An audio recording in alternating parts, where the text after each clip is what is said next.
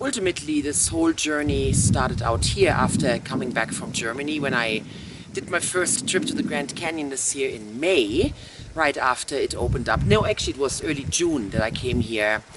And that's when I made some discoveries about what do I really want, what is my goal here, and starting to narrow it down a little bit. And now here I am about 5 months later, and some interesting things have happened, because that's always how it goes. Once you commit yourself to a journey, all kind of things pop up, the mile markers, the mentors, the resources, and it's been quite a journey.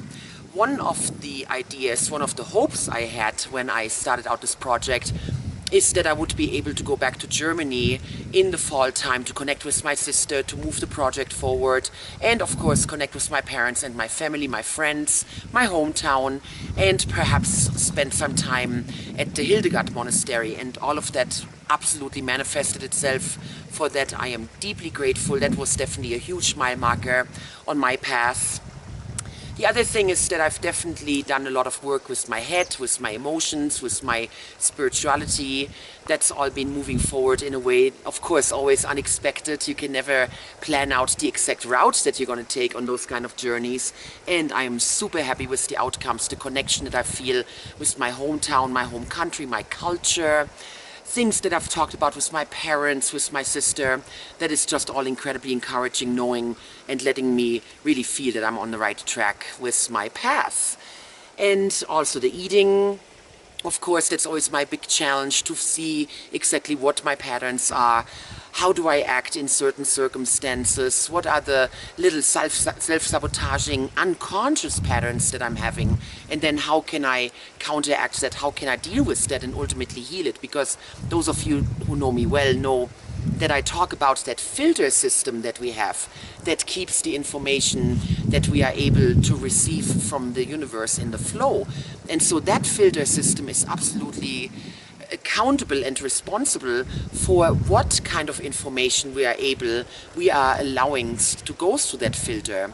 And so when a person has some very limiting money beliefs about deservingness, and I'm too old and I can't do it, I don't have the right education, those kind of things, then that creates a very specific filter, and then all the information from the universe has to go through that filter. And so then everything that is aligned with that person's beliefs gets in, and everything that's not aligned with those beliefs gets repelled. And so that's how it's with everything. That's how it's with money, that's how it's with health, that's how it's with relationships.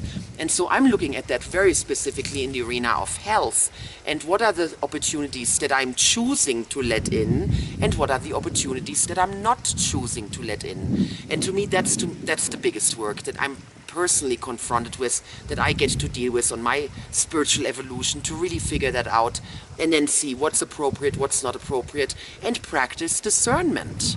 Just like with people, just like with toxins, just like with any kind of circumstances, are you going to expose yourself to it or not? And we have those very natural warning systems. We have that little voice in our head that says, come on man, you don't want to do that. Come on, you know this is not good for your body. Come on, you know that's not good for your health. And then we do it anyway. So it's about getting clarity about that voice, becoming aware of that voice, dealing with it, negotiating with it, finding ways to support it where it doesn't have to do the old behavior, where it's actually supporting us to create new and empowering behaviors. That's the work, that's what we want to achieve ultimately, to be able to unconsciously do the new behaviors as easily as we used to do the old behaviors. If you were used to having insomnia patterns, like I used to be, where I was happy when I got 5-6 hours of sleep a night, and normal was like 3 to 4 hours with a lot of breaks in between. And now I have 6-7 hours of uninterrupted sleep.